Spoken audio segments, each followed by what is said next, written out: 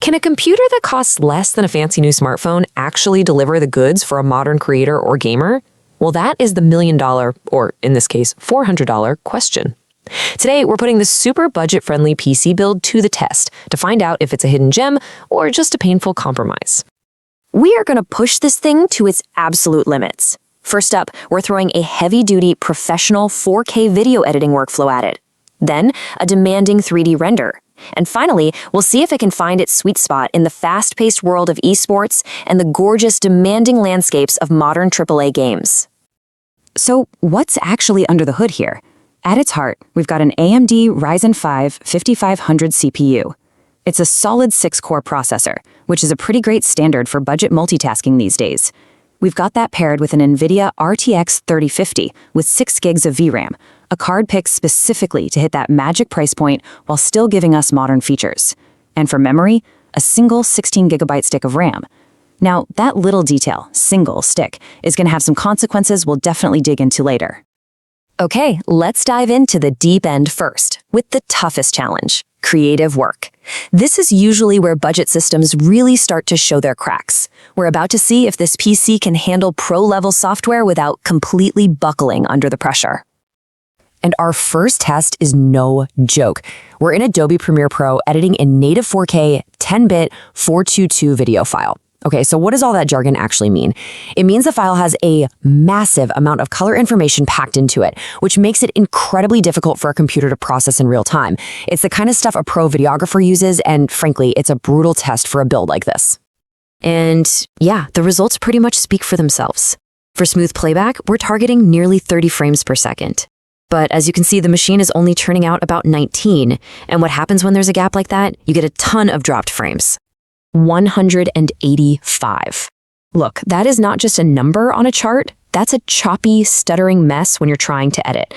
Every single one of those dropped frames is a little skip or a freeze, which makes doing any kind of precise editing basically impossible. The source material really doesn't pull any punches here. It says for this specific high-end 4K workflow, the PC just can't keep up. That CPU and GPU combo, as good as it is for the price, just wasn't built to decode this level of professional video. So is it a total bust for video editors? Well, not necessarily. The key word here is compromise. The workaround is using what's called a proxy workflow. Basically, you create these little low-resolution copies of your giant files to edit with, which is way easier on the computer. Then, right at the end, you swap back to the original high-res files for the final export. It's an extra step, for sure, but it makes editing on this machine actually possible. Okay, let's switch gears and see how this build handles another creative task, 3D rendering. We're using Blender to render out a pretty complex interior scene. This is a job that relies almost entirely on the CPU to do all the heavy lifting. And here we go. That Ryzen 5 5500 is pushed to 96% of its max. So while it can get the render done, it comes at a cost.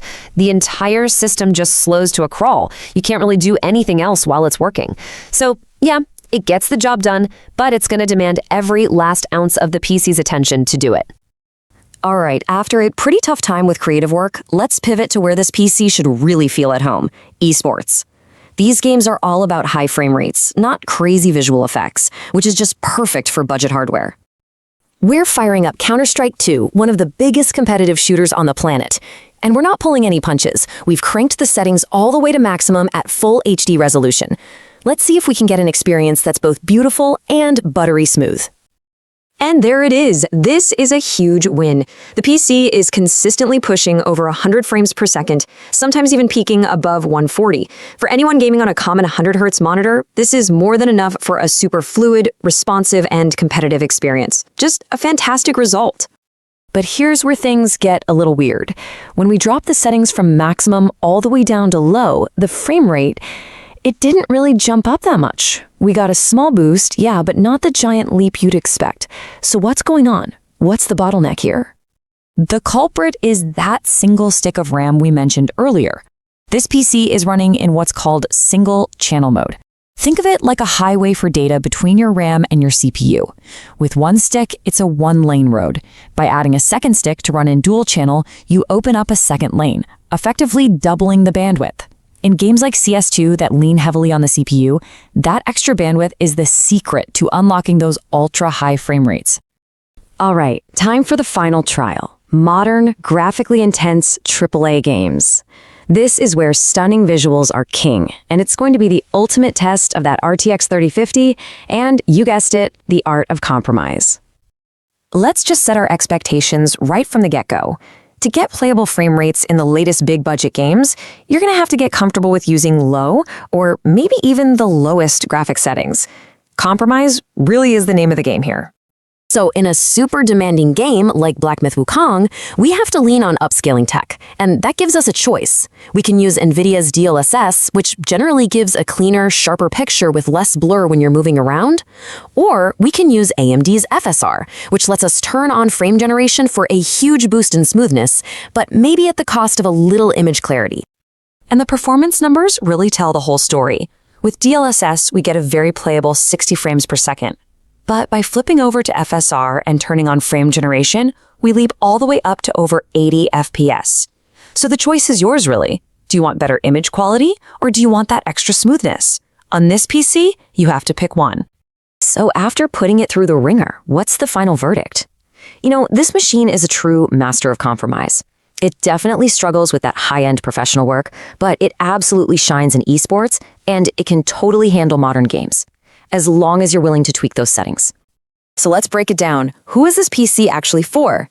Well, it's a fantastic choice for a dedicated esports player on a tight budget, a student who needs a machine for schoolwork and some light gaming, or maybe even a video editor who's only working with simpler 1080p files. But who should probably steer clear? A 4K video professional, a serious 3D artist who can't afford any downtime, or any gamer who demands to play every new game at max settings. And that really leaves us with one final thought. As technology just keeps marching on, maybe the whole idea of a smart PC build is changing. Is it still about chasing the most powerful, most expensive parts?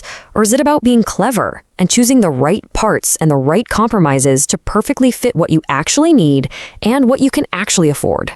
If you enjoy this video, please like, share, subscribe and hit the bell to the later update from my channel.